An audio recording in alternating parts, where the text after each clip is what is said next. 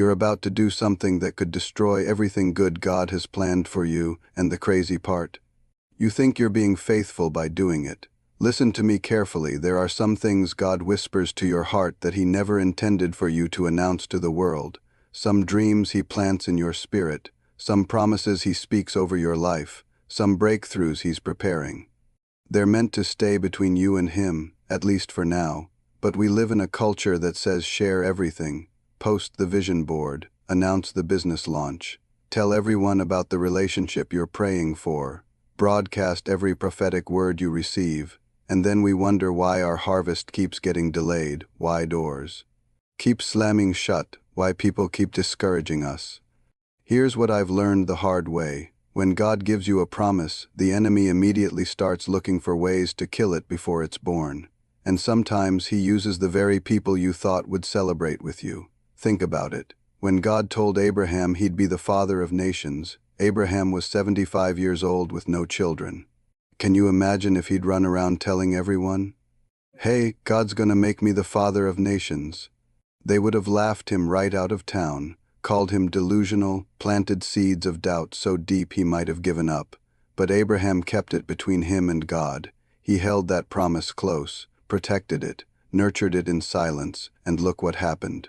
Mary, the mother of Jesus, received the most incredible news any woman could ever receive. The angel told her she'd carry the Son of God, but what did she do? She pondered these things in her heart. She didn't call her girlfriends, didn't post on social media, didn't even tell Joseph right away. She protected the sacred moment. She let God's promise marinate in her spirit, because here's the truth. Not every revelation is meant for public consumption. Not every word from God needs a testimony service. Not every door He's opening needs an announcement. Some things are too precious, too fragile, too holy. When you expose them too early, you're inviting judgment from people who can't see what you see. You're asking for opinions from people who weren't in the room when God spoke. You're giving access to your dreams to people who might not want to see you succeed. I'm not talking about keeping secrets. I'm talking about sacred silence, protective quiet, wisdom that knows when to speak and when to simply trust. Jesus Himself said, "Don't throw your pearls before swine." Some people aren't ready for your testimony. Some people can't handle your breakthrough.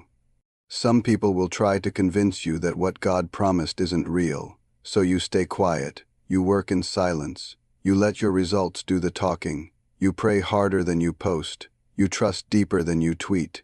You believe stronger than you broadcast. And when the time is right, when the promise has taken root, when the blessing is undeniable, then you testify, then you share. Then you let the world see what God can do. But until then, keep it between you and the one who gave it to you. Some of the most powerful moves of God happen in complete silence. The greatest miracles are often the ones nobody sees coming. So stop feeling guilty about keeping quiet. Stop thinking you have to prove your faith by announcing everything. Sometimes the most faithful thing you can do is simply trust God enough to keep His secrets. Your breakthrough is coming. Your promise is still valid.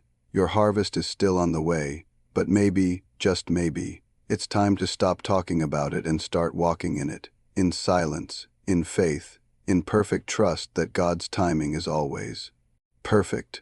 The world doesn't need to know your business. But God already knows your heart, and that's enough.